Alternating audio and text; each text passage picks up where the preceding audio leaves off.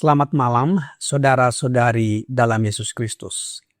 Selamat bertemu kembali dalam renungan malam, Ye shall receive power, atau engkau akan menerima kuasa, oleh Ellen G. White, tanggal 17 Oktober 2025.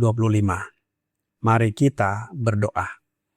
Bapa kami yang di sorga, Allah pencipta langit dan bumi, laut beserta segala isinya. Satu-satunya Allah yang benar, yang kami sembah selalu melalui anak-Mu Yesus Kristus. Kami bersyukur dan berterima kasih atas penyertaan dan perlindungan Bapa sepanjang hari dalam seluruh aktivitas dan pekerjaan kami. Pada saat ini, kami siap mendengarkan firman-Mu. Ajarlah kami agar dapat mengerti firman-Mu dan menghidupkannya dalam kehidupan kami sehari-hari. Besertalah dengan kami sepanjang malam ini, ya Bapa. Kami persembahkan doa ini di dalam nama Yesus yang adalah Tuhan dan Juru Selamat kami. Amin. Renungan malam ini akan dibacakan oleh Ibu Santi Pratama. Kepada Ibu Santi, kami persilahkan. Selamat malam untuk kita semua. Bacaan renungan malam pada malam hari ini tanggal 17 Oktober 2025. Judulnya Diri Ditundukkan. Ayatnya Wahyu 3 ayat 18. Maka aku menasihatkan engkau supaya engkau membeli daripadaku emas yang telah dimurnikan dalam api, agar engkau menjadi kaya, dan juga pakaian putih, supaya engkau memakainya, agar jangan kelihatan ketelanjanganmu yang memalukan, dan lagi minyak untuk melumas matamu, supaya engkau dapat melihat. Keterangannya, akan ada manifestasi kuasa Allah yang luar biasa di gereja-gereja, tapi itu tidak akan menggerakkan mereka yang belum merendahkan diri di hadapan Tuhan dan membuka pintu hati melalui pengakuan dan pertobatan. Dalam manifestasi kuasa yang menerangi bumi dengan kemuliaan Allah, mereka hanya akan melihat sesuatu yang dalam kebutaan mereka anggap berbahaya, sesuatu yang akan membangkitkan ketakutan mereka, dan mereka akan bersiap untuk menolaknya. Karena Tuhan tidak bekerja sesuai dengan gagasan dan harapan mereka, mereka akan menentang pekerjaan itu. Mengapa, kata mereka, tidakkah kita seharusnya mengenal Roh Allah, padahal kita telah bekerja selama bertahun-tahun? Karena mereka tidak menanggapi peringatan, permohonan, pekabaran Allah, tetapi terus-menerus berkata, aku kaya dan aku telah memperkaya diriku dan aku tidak kekurangan apa-apa. Wahyu 3 ayat 17. Bakat dan pengalaman yang panjang tidak akan menjadikan manusia saluran terang, kecuali mereka menempatkan diri di bawah sinar terang matahari kebenaran dan dipanggil, dipilih, serta dipersiapkan oleh anugerah Roh Kudus. Ketika orang-orang yang menangani hal-hal kudus merendahkan diri di bawah tangan Allah yang perkasa, Tuhan akan mengangkat mereka. Dia akan menjadikan mereka orang-orang yang berakal budi, orang-orang yang kaya akan kasih karunia Roh-Nya. Ciri-ciri sifat mereka yang kuat dan mementingkan diri, serta sikap keras kepala mereka akan terlihat dalam terang yang bersinar dari terang dunia. Aku akan datang kepadamu dan aku akan mengambil kaki dianmu dari tempatnya jikalau engkau tidak bertobat. Wahyu 2 ayat 5. Jika engkau mencari Tuhan dengan segenap hatimu, Dia akan ditemukan olehmu. Akhir zaman sudah dekat, Kita tidak boleh menyia-nyiakan waktu. Terang akan bersinar dari umat Allah dalam sinar yang terang dan jelas, membawa Yesus ke hadapan gereja-gereja dan dunia. The Review and Herald 23 Desember 1890. Demikian bacaan renungan malam pada malam hari ini. Selamat malam, Tuhan Yesus memberkati. Terima kasih atas penata layanan Ibu Santi. Tuhan Yesus memberkati. Saudara-saudari dalam Yesus Kristus, kemarin malam kita telah mendengarkan renungan malam tentang kemauan yang ditundukkan. Dengan kerendahan hati, menyerahkan kemauan atau dorongan hati kepada Allah dan dikendalikan oleh Roh Yesus Kristus. Malam ini kita lanjutkan dengan judul diri ditundukkan. Apa artinya diri atau self dalam bahasa Inggris? Dalam Alkitab, diri sering merujuk pada kepribadian manusia secara keseluruhan, termasuk pikiran, kehendak, perasaan, dan keinginan. Istilah ini bisa menunjukkan diri lama yang berdosa, yang berpusat pada kehendak sendiri, atau diri baru, yaitu hidup yang telah diperbaharui dalam Kristus. Sebagai contoh tentang diri lama, disebutkan manusia lama atau kedagingan oleh Rasul Paulus, sebagaimana terdapat di dalam Efesus 4 ayat 22 dan Galatia 5 ayat 17. Yaitu bahwa kamu berhubung dengan kehidupan kamu yang dahulu harus menanggalkan manusia lama yang menemui kebinasaannya oleh nafsunya yang menyesatkan. Sebab keinginan daging berlawanan dengan keinginan roh, dan keinginan roh berlawanan dengan keinginan daging. Karena keduanya bertentangan, sehingga kamu setiap kali tidak melakukan apa yang kamu kehendaki. Diri lama adalah hidup yang dikuasai oleh keinginan sendiri, bukan dikuasai oleh Allah ataupun kehendak Allah. Oleh sebab itu, diri lama ini harus ditundukkan dan diganti dengan diri baru. Diri yang telah ditebus oleh Kristus mengalami pembaharuan oleh Roh-Nya.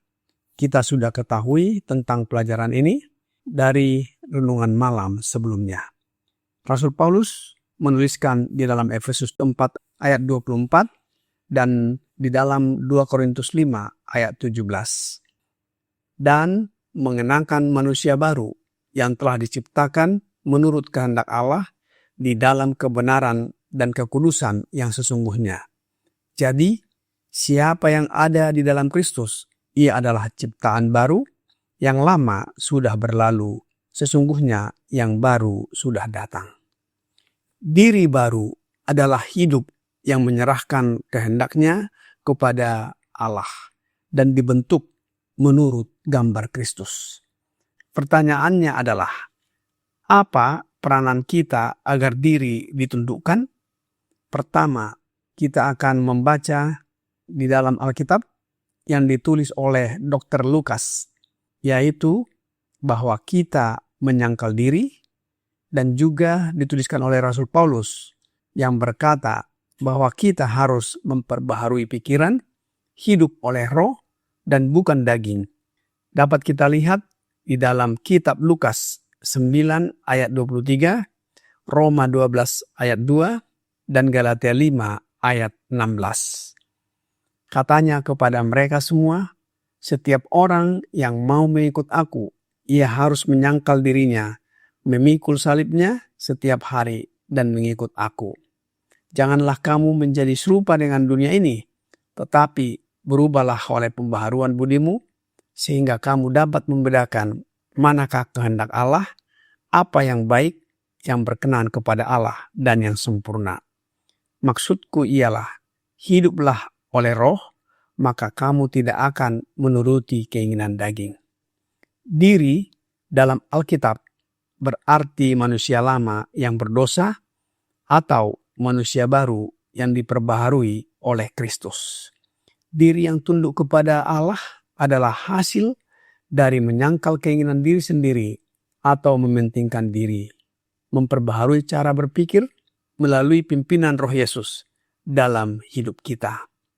Proses ini adalah pertumbuhan rohani yang berlangsung seumur hidup, di mana kita terus-menerus hidup di dalam Yesus oleh Roh-Nya, sebagaimana yang dihidupkan oleh Rasul Paulus di dalam Galatia 2 ayat 20, yang berbunyi, "Namun aku hidup, tetapi bukan lagi aku sendiri yang hidup, melainkan Kristus yang hidup di dalam aku."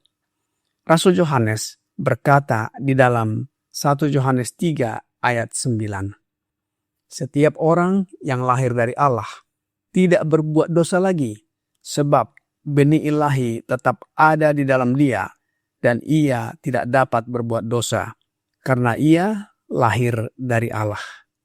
Tentang ayat ini, Roh Nubuat berkata di dalam Testimonies for the Church, halaman 220, paragraf 1. "Cinta akan dosa dan cinta diri telah ditundukkan dalam dirinya. Setiap hari ia bertanya, apa yang akan kubalas kepada Tuhan atas segala kebaikannya kepadaku? Tuhan, apa yang engkau kehendaki dariku?" Orang Kristen sejati tidak akan pernah mengeluh bahwa kuk Kristus terasa menyakitkan di leher. Ia menganggap pelayanan kepada Yesus sebagai kebebasan yang paling sejati. Hukum Allah adalah kesukaannya.